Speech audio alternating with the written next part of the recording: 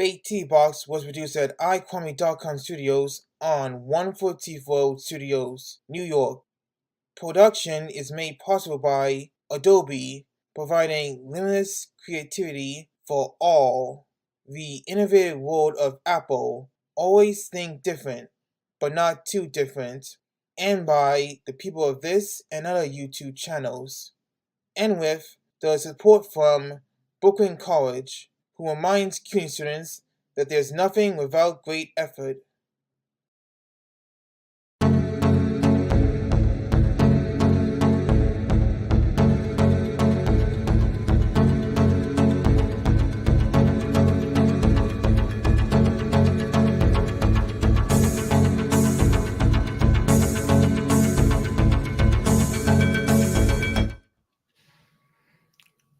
Hey there, KlicKNettars. Welcome to FakeTV Box with Kwame Alexander. This show where we give you a huge spin on the latest news out there. It's 7:02 right here at iQuame.com Studios on 114. We're live right here in New York City. Now, I hope everyone had a great Thanksgiving yesterday. I hope everyone's enjoying Black Friday today. I hope everyone found some great deals online. Found some great deals outside in the stores out there. Anyway, we're here to discuss the crazy news that broke out last Sunday night. Now, I just want to keep in mind that I have I've been having a cold this week, so I might sound a little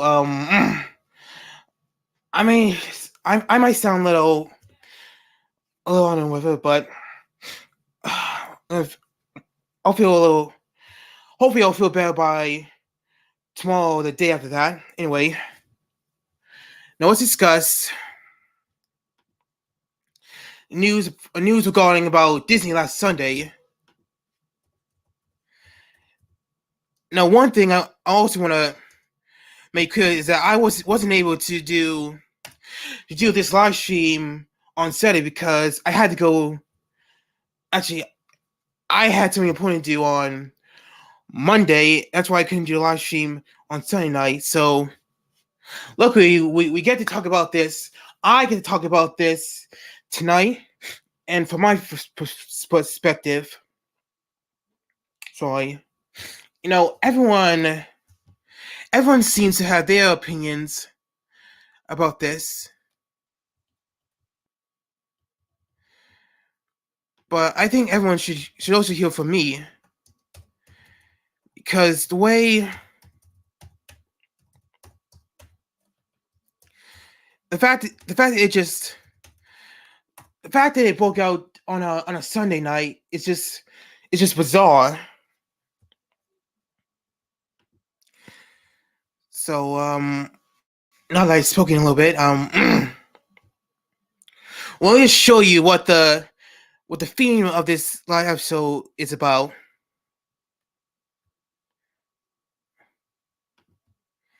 It is Bob in, Bob. It's Bob out, Bob in. So I screwed that up. Okay, folks. So now, here's what I dug up from the Hollywood Reporter.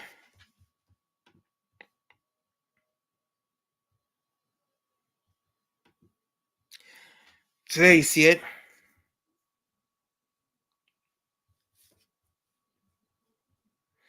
So Disney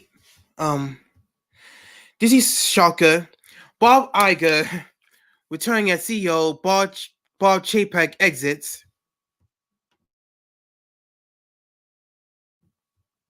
So Disney's board of directors said that Iger has agreed to serve Disney CEO for two years with a mandate from the board to set the strategic direction for renewed growth and to identify a successor. In a stunning turn of events, the Walt Disney Company says that Bob Chapek will step down as CEO, with Bob Iger returning to lead the company. I mean, here's just a closer look.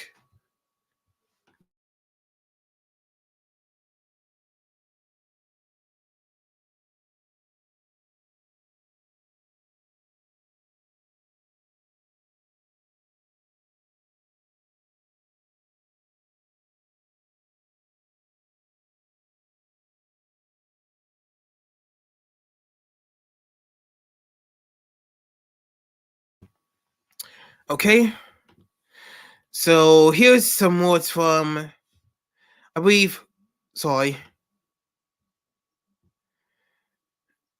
from the board of directors. We thank Bob Chapek for his... John Oliver is taking jabs at Elon Musk for his newly minted position as Twitter's CEO.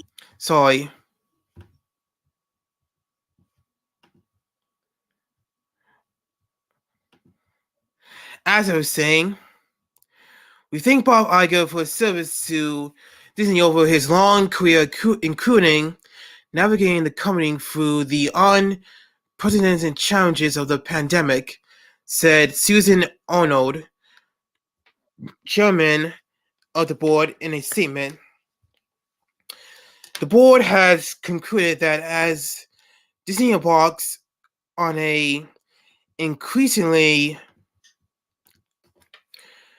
complex period of industry transformation, Bob Iger is uniquely situated to lead the company through this pivotal period.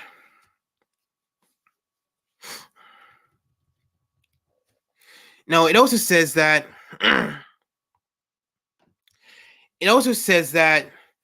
Chapek had just signed a new multi-year deal with the company back in June, after the ouster of TV chief Peter Weiss earlier that month, prompting the board to issue a noble public statement backing the CEO, which was Bob Chapek. Now, Iger has even acknowledged in an email to Disney employees Sunday that he is returning with an incredible sense of gratitude and humanity. And as he admits a bit of amazement. Now, when you use that word amazement, I think, yeah, everyone, I most certainly is amazed by this. I mean, in the back of my mind, I thought things were going smoothly with Bob Chapek as CEO, but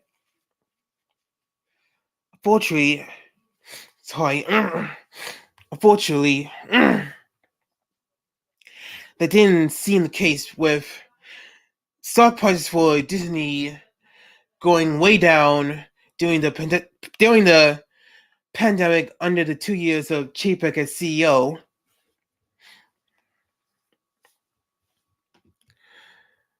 But luckily,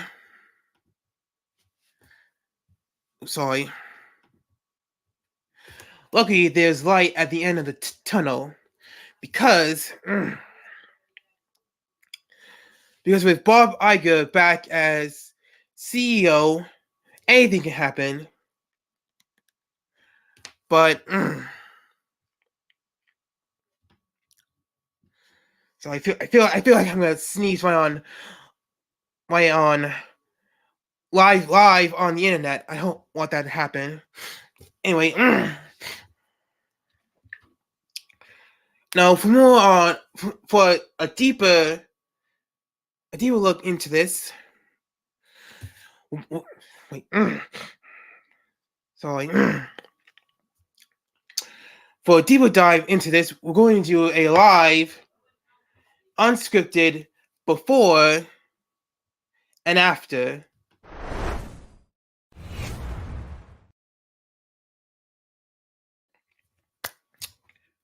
Alright, so before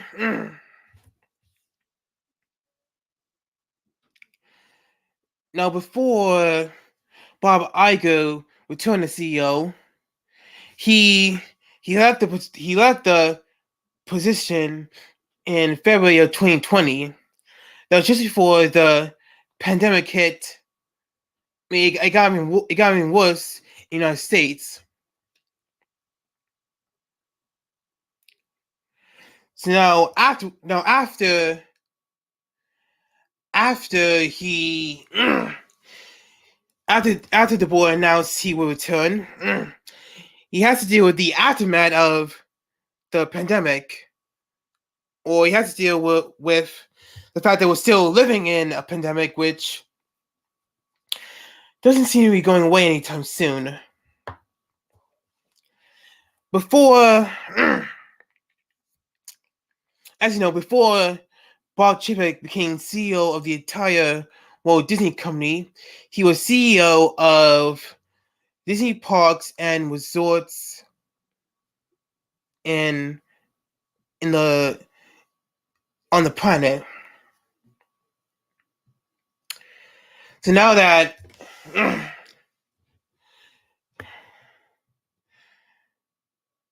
so after Chapek left his post running the parks, he was given a tall task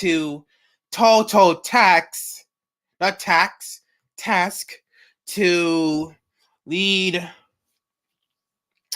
Disney, and he almost wanted into the ground. Well, I don't even want to go there, but someone say he was going to run it into the ground like Eric Bischoff running WCW into the ground. If you're not a wrestling fan, then you don't know what that joke means. Alright. Now,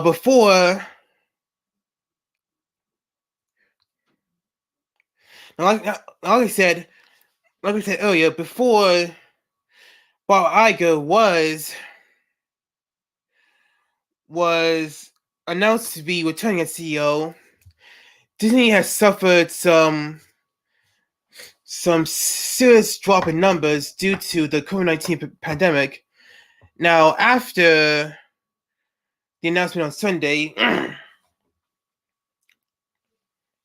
we'll see if Iger can raise those numbers again, like in 2019 when multiple Disney movies reached $1 billion at the box office.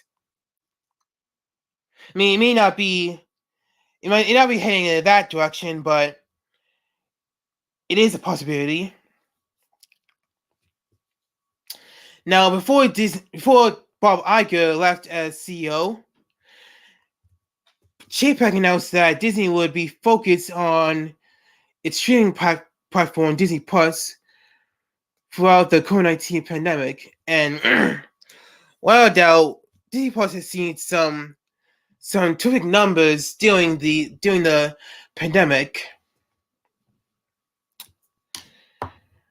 But even after Chapek has left, those numbers will remain the same.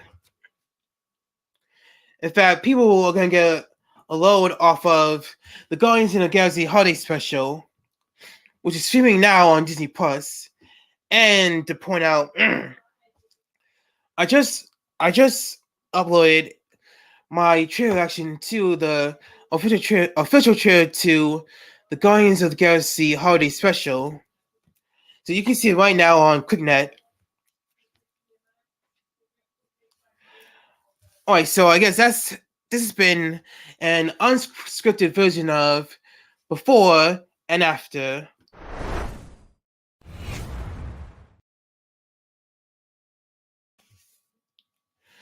Alright, so I think we need some help explaining this story to the fullest. But a quick look back from the Hollywood Reporter.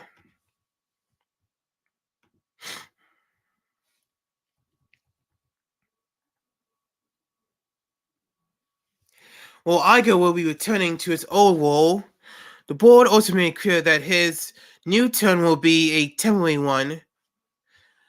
Iger has agreed to serve Disney's CEO for the next 2 years, and with a mandate from the board to set the strategic direction for renewed growth and to work closely with the board in developing a successor to lead the company at the completion of this term.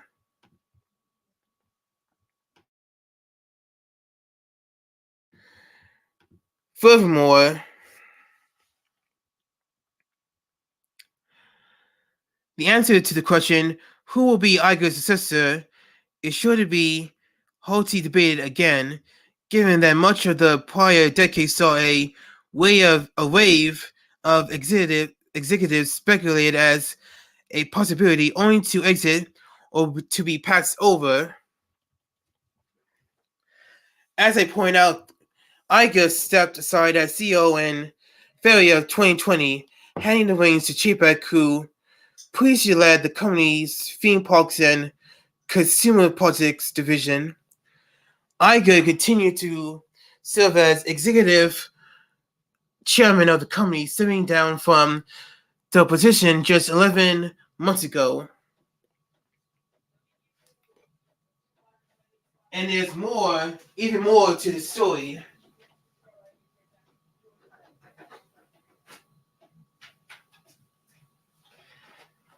As you're reading it on the Hollywood Reporter, the novel coronavirus pandemic took its toll on the company, shutting down its theme parks and cruise ships and stopping almost all film and TV productions.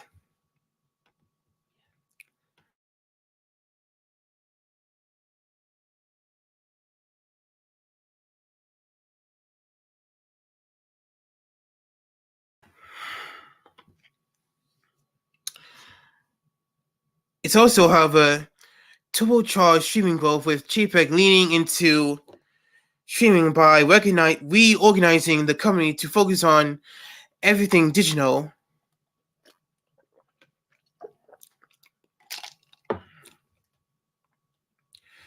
This was something that I almost forgot.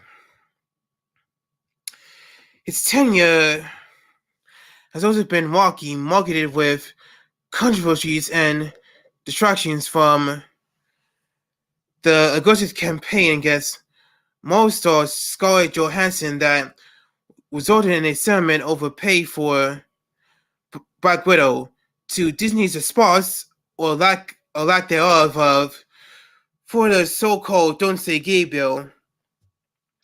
Chapek has had to deal with a wide area of public misfires during his brief tenure atop the company. But in addition to these public controversies, Disney's business plan has also begun to falter into recent quarters, because Chapek announced on November 11 that the company would freeze hiring and stop all non-essential travel, with layoffs likely to follow as his executive team sought to trim costs.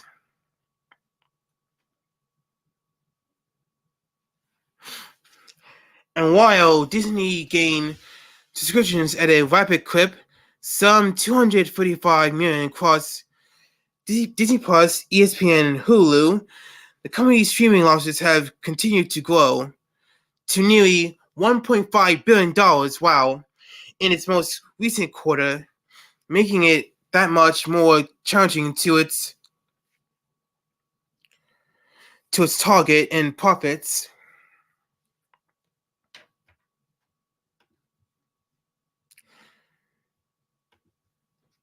Okay, so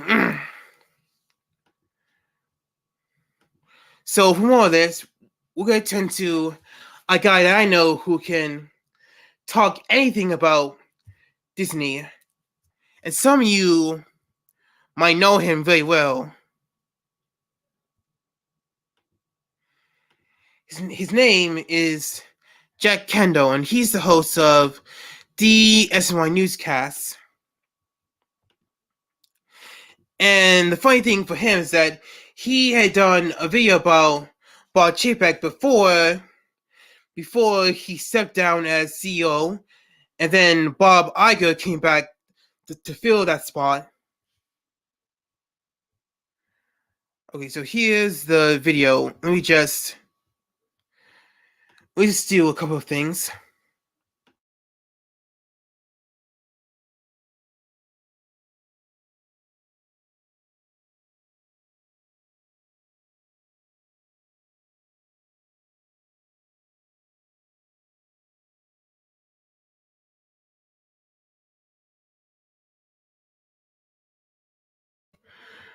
Alright, Jack, it's showtime. Okay. Okay, so now here it is.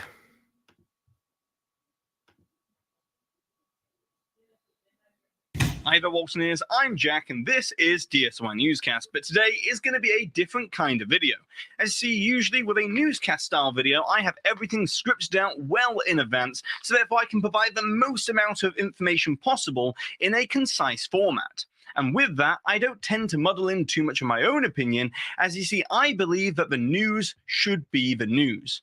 But today, I want to go off script and give my opinion on the current state of the Walt Disney Company. And the reason why I want to do this now is because I see an issue which I think is being all too easily overlooked and should be a major area of concern for Disney in the immediate future.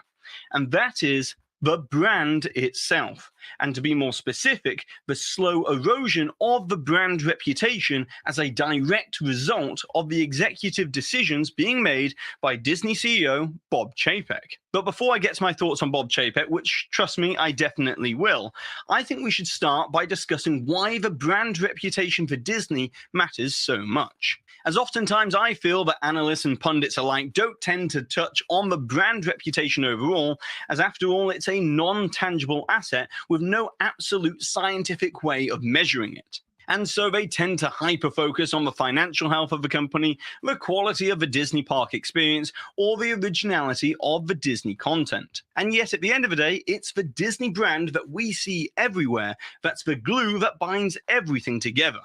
And look, I went to university for advertising and business, and I studied branding in great depth. And without discussing complex branding theory and putting you all to sleep, there's this simple concept called the brand bank that perfectly explains the problem that Disney's facing. And it basically works like this. As when a company does something good in the eyes of a consumer and has a positive interaction, then they make a deposit within their brand bank. And if they make enough of those deposits between the consumer and the brand, then they will start to build up that goodwill and trust that all brands want.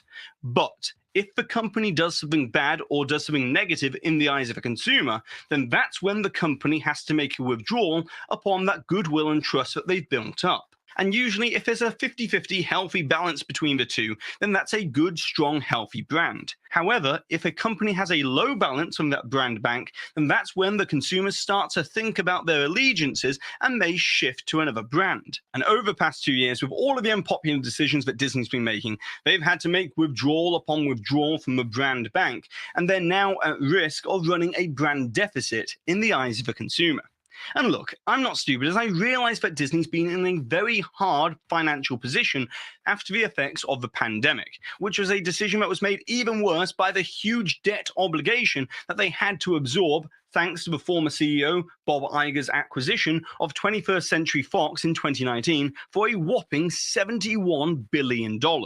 But this sudden money grab that we've witnessed Disney do over the past 2 years in such a short period of time for the short-term profitability is inevitably going to have some negative consequences, which I don't even think Disney's going to realize until it's too late. As basically under Chapek, Disney's choosing the short-term profits in the here and now instead of the longer-term growth of the entire company, which is incredibly short-sighted when you think about the complexity of Disney's business. And for an example, Bob Chapek has said in interview after interview and has stated that there's tremendous pent-up demand for the Disney parks post-pandemic, which is clearly true, as after such a tough couple of years, who can blame people for wanting to go to Disney and forget about the state of the outside world for a few days? But here's the problem, as those families that love going to Disney every 2 to 3 years have either already returned or are about to return in the next year.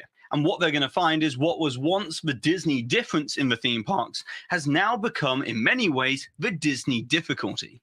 As yes, it was always somewhat of a mini military operation to try and get your family to go on a vacation to Disney, as it was always fairly complicated. But now it's become even more convoluted. And for an example, with the introduction of a park pass reservation system, it means you don't even have guaranteed entry to the park that you've purchased a ticket for, which just think about how crazy that is. So because Disney wants to practice yield management, as Chapek continuously says, it means that they constrict the supply of reservations for an arbitrary capacity number. Then there's the no park hopping until after 2 p.m. rule, which is yet another pointless addition, which makes it even more difficult for families to get around the various parks. And then on top of that, it's become more expensive with the $15 per day per ticket Genie Plus that needs to be added, so therefore you get the Fast Pass service back. And yet there's an additional charge for individual lightning lanes, so even if you do get Genie Plus, you don't get every single attraction included in it. And if that's not enough, they've also removed extras that made it worthwhile staying at a Disney resort,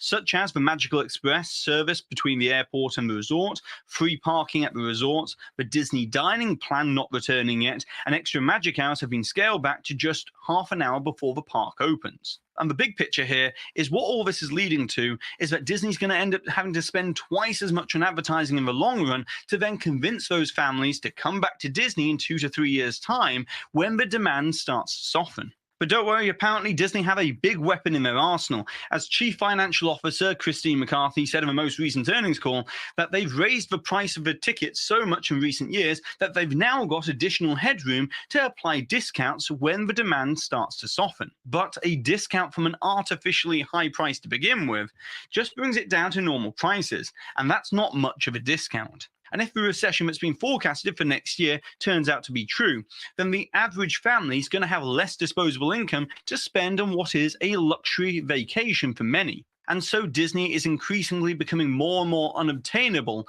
for families.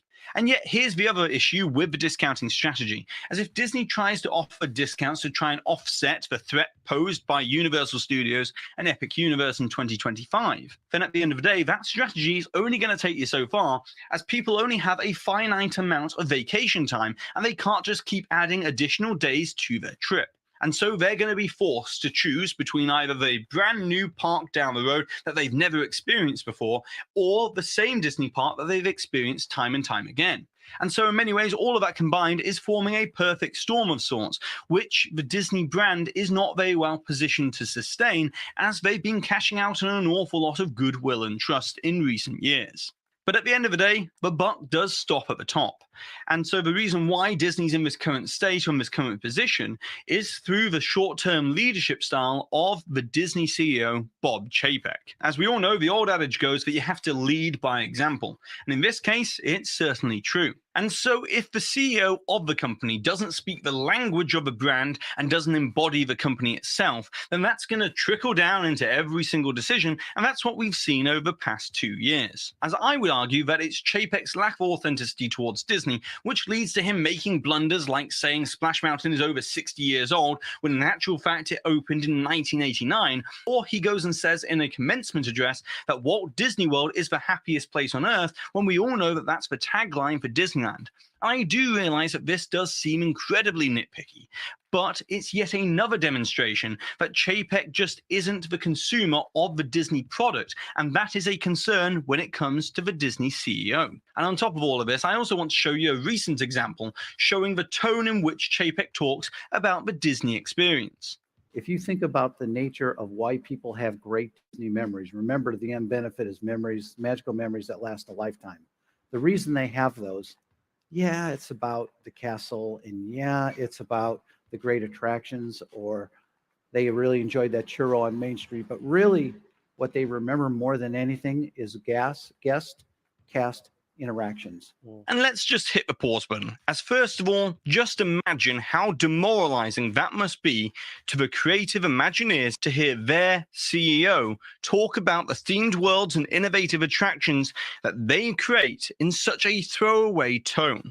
Then secondly, if Chapek truly does believe that the cast members are the park's unique selling point, then why is it that they are treated like an afterthought, like some numbers on a spreadsheet, when it comes to some controversial issues like we saw with his response to the Florida government fiasco earlier this year? And here's another thing. When I ran parks for, gosh, I don't know what it was, like 7 years, almost, I would say 99% of the letters I got were about guest cast interactions, not about attractions. And once again, let me just correct the record here, as Chapek oversaw the parks and resorts for 5 years, not 7 years, as he stated. And secondly, of course people are going to send in letters about their cast member interactions, but to then misconstrue that as the primary marketing reason for why people go to a Disney park, it's simply completely missing the point. And yet here's another example of Chapek in the same interview talking about the Disney brand. Even after 30 years, I am amazed at the elasticity of the Disney brand. We may be even more precious about what's Disney than the consumer base is. But here's the problem with that kind of thinking, as just because they can use the Disney brand on anything, doesn't mean that they should. As over time, the emotional connection to the brand name isn't going to be there, and it's not going to stand for anything. But after watching interview after interview, I've seen many hours of Bob Chapek talk about the Walt Disney Company, and the one thing that I take away from the whole thing is I don't really feel like he's got much of a vision or direction for the future of the company. And look, I may be wrong here, but the way in which Chapek pivoted so quickly to talking about the metaverse just after Facebook rebranded themselves to Meta, and even made it one of his core pillars for his big memo for 2022 and the future of the company, just goes to show that he may be a market follower instead of a market leader. And with all of that being said so far, I actually want to say that I don't think Chapek is a bad CEO.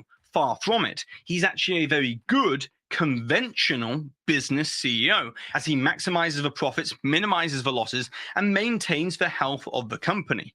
And God only knows that was definitely needed during the tough times of the pandemic to ensure Disney's survival. But the key word to all of that is a conventional business CEO. And we all know that the Walt Disney Company is anything but a conventional business. At the end of the day, he is the CEO of arguably the world's most creative company, going into a time of immense change without much of a strong vision for the future beyond that of the next quarterly earnings call. And potentially all of this could be resolved if there was a chief creative officer and Chapek was the chief executive officer handling the day-to-day business side of things, whilst having a chief creative officer have an allocated budget and have a strong direction for the company. But at the moment, it's this short-term thinking that's leading to a longer-term degradation of the overall Disney brand that's going to take them years to recover from. And so that's my stance on the current state of the Walt Disney Company. And I know that this hasn't been a particularly positive or rosy outlook kind of video, but I say all of this because I truly do care about the company and the brand, and I will always be a Disney fan at heart. But I don't just want to be a fan of Disney from yesteryear, but I also want to be a fan of Disney in modern day and beyond, seeing it not only survive, but thrive for the next 100 years. And so that's enough of me talking for today, but now it's over to you. Thanks, Bob. thanks, Jack. I think Jack made an excellent point.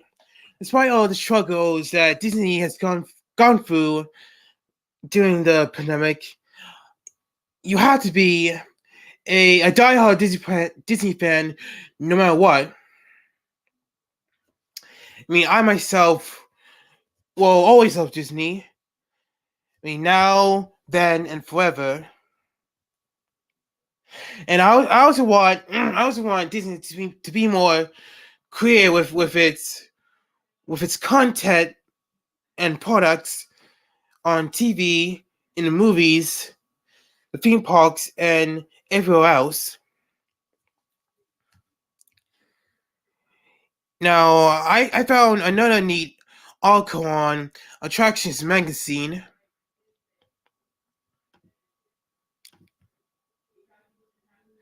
And this one was really interesting to me because it was something that Bob Iger said after he was announced to be returning as CEO of Disney.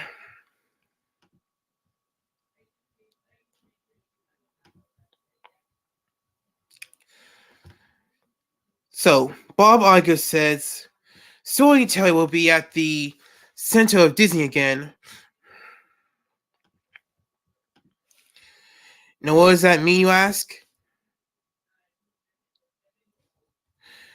Well, in his words, it means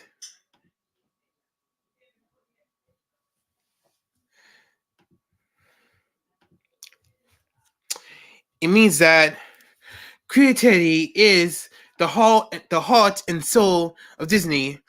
This is a moment of great change and opportunity for the Disney company. And Iger has fundamentally believed that storytelling is what fuels this company.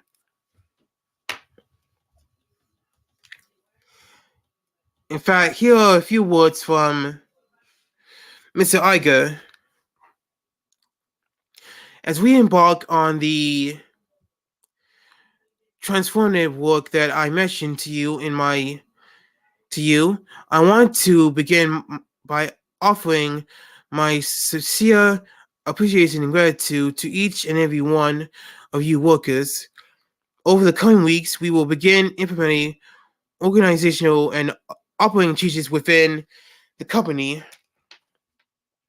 It is my intention to resurrect things in a way that honors and respects creativity as the heart and soul of who we are. As you know, this is a time of enormous change and challenges in our industry, and our work will focus on creating a more efficient and cost-effective structure.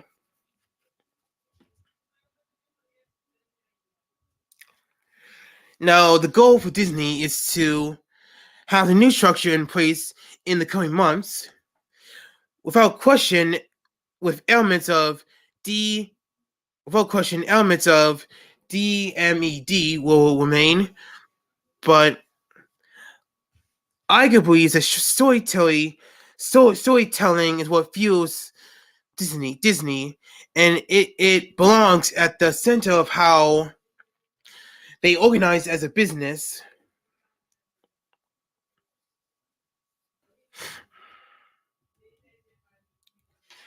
And here's another interesting thing about this. Now, the reconstruction began with the end of Kareem Daniels' career with Disney. Now, Daniel came to Disney after years in the investment field. Now, Kareem Daniels was chairperson of, before he left, he was the chairperson of Disney's media and entertainment distribution.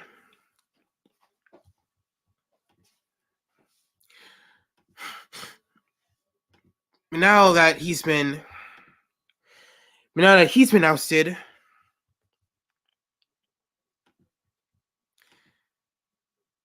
looks now that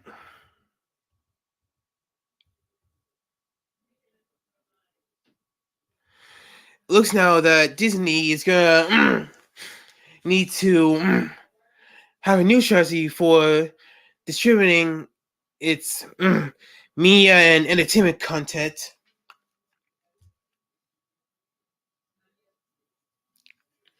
And these changes have been quickly praised by Disney employees, past and present, some of them feel that Chapek leaving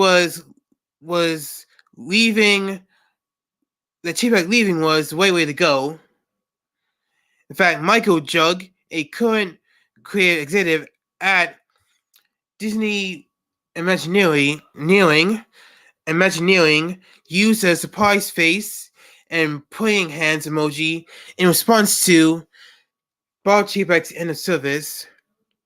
Many cast members from Imagineers,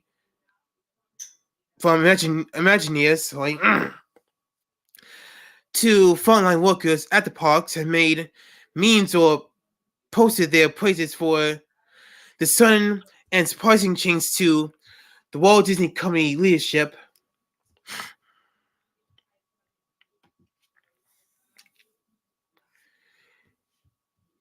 And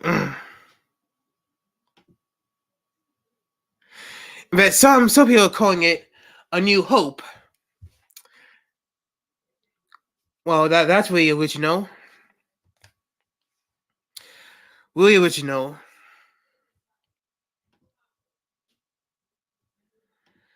So for another deep dive in Chapek getting fired, we turn once again to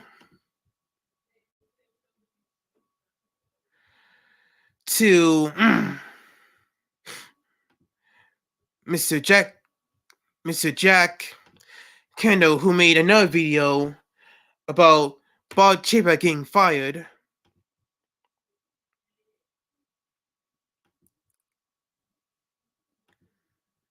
All right.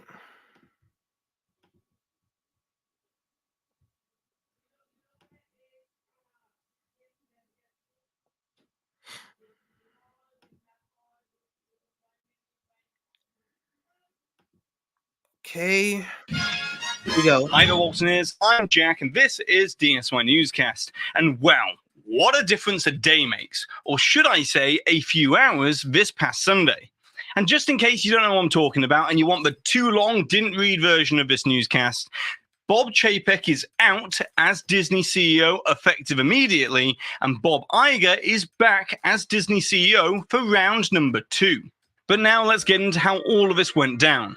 And I just so happen to have the perfect book for the occasion. So let's give it a read. 'Twas the night before Thanksgiving week, when all through the Mouse House events were occurring that would see the board oust. The stock had been dropping, the investors turned bare, in hopes that St. Iger soon would be there. Iger saved the day to his team, sent an email, and they all cheered and celebrated in every last detail. But I saw the fans tweet, by the end of Sunday night, Chapek was the biggest turkey of them all, and for all the future now looks bright. So there you have it. Wait, what was that? It cut out halfway through. Okay, I'll fill you in. But first I want to say that all of the information in this video comes from a wide variety of sources reporting on the matter since Sunday, such as CNBC, Wall Street Journal, the New York Times, Bloomberg, and the Financial Times. And so I'll leave links down below to all of those articles so you can go check them out.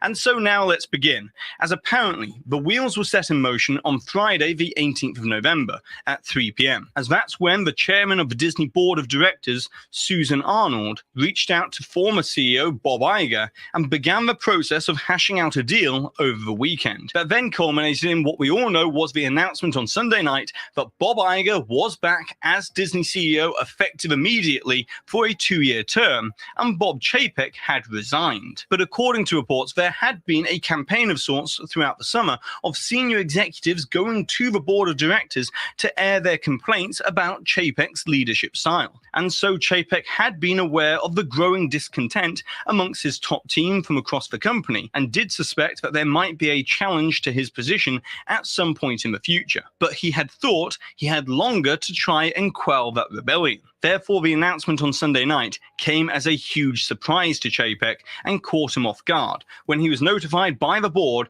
that his departure was imminent, mere hours before the announcement went public at 9:45 p.m. And I'm guessing the reason why Chapek thought he had more time than he did was because there was no obvious heir apparent to replace him.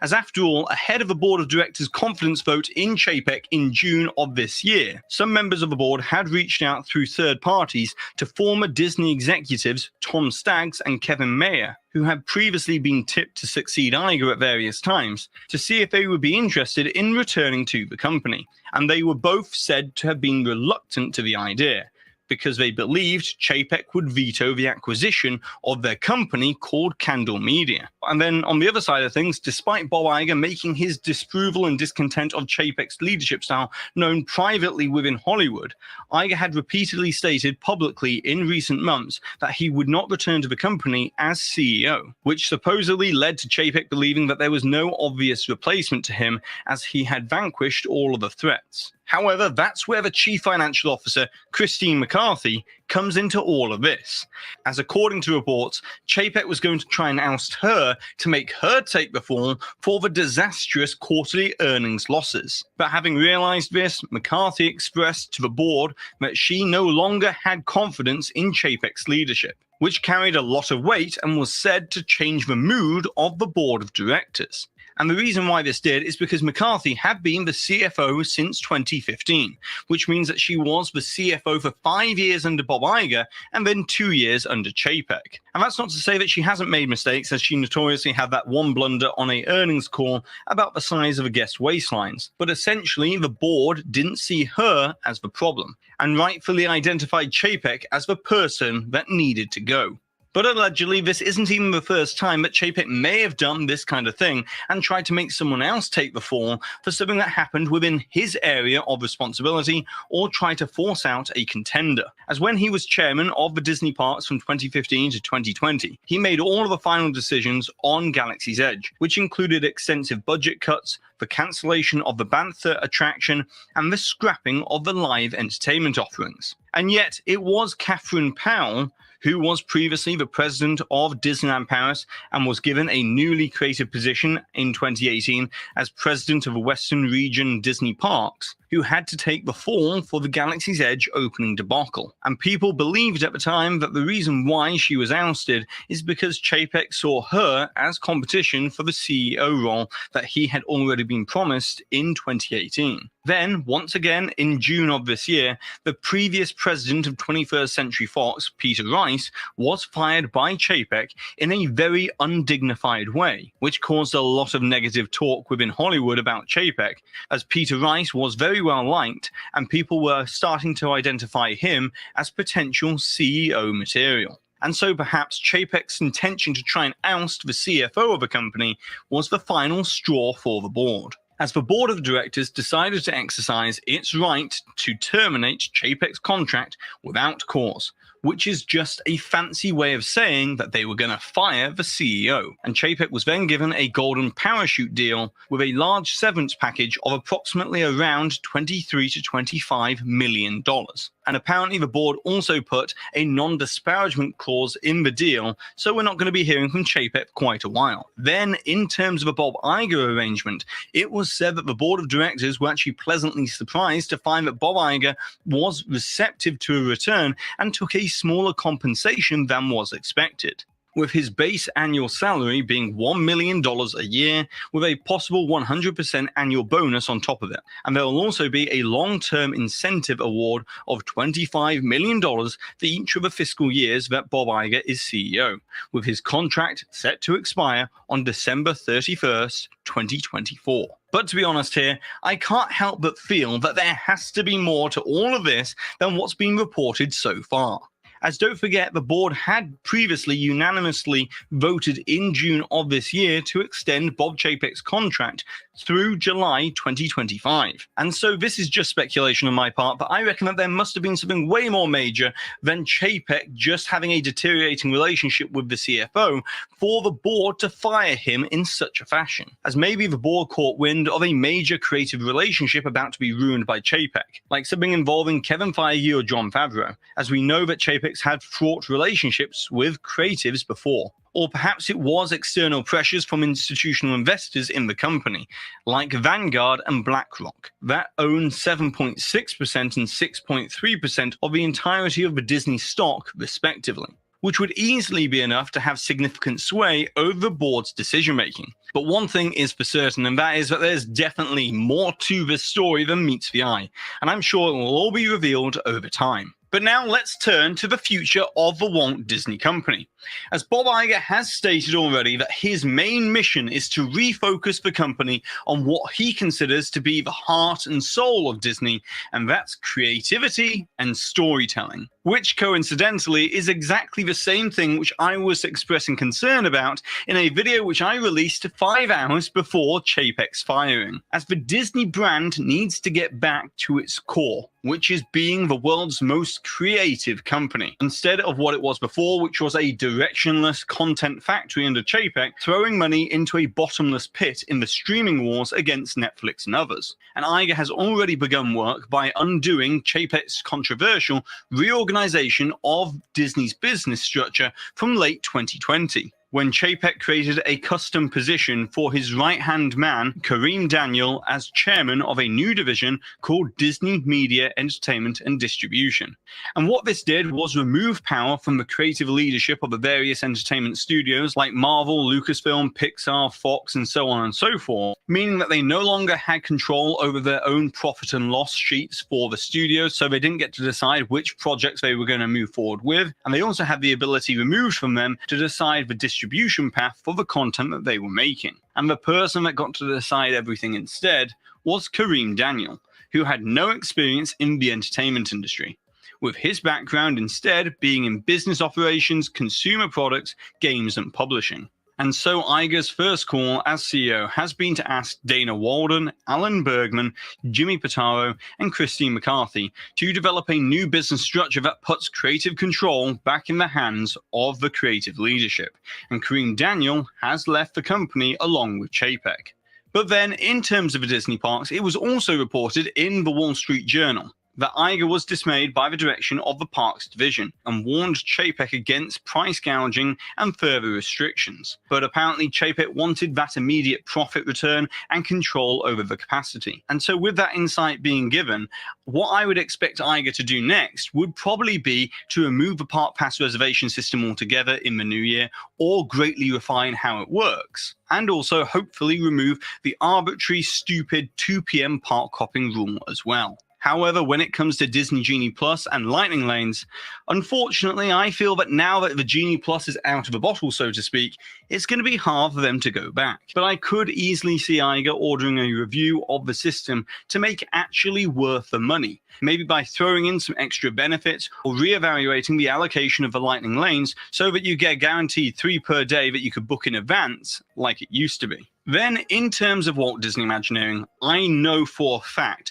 that Iger returning to the company is going to be a massive boost for that division. As if Bob Iger's main mission is to champion the creatives, then no division has been more demoralized under Chapek than that of Walt Disney Imagineering. And so I'd expect that Iger's going to be greenlighting 1 or 2 projects, maybe the Moana attraction at Animal Kingdom, since the plans are already in the works, and he'll probably want to inject some more life into Galaxy's Edge soon with more live entertainment, taking a page from the Avengers Campus playbook.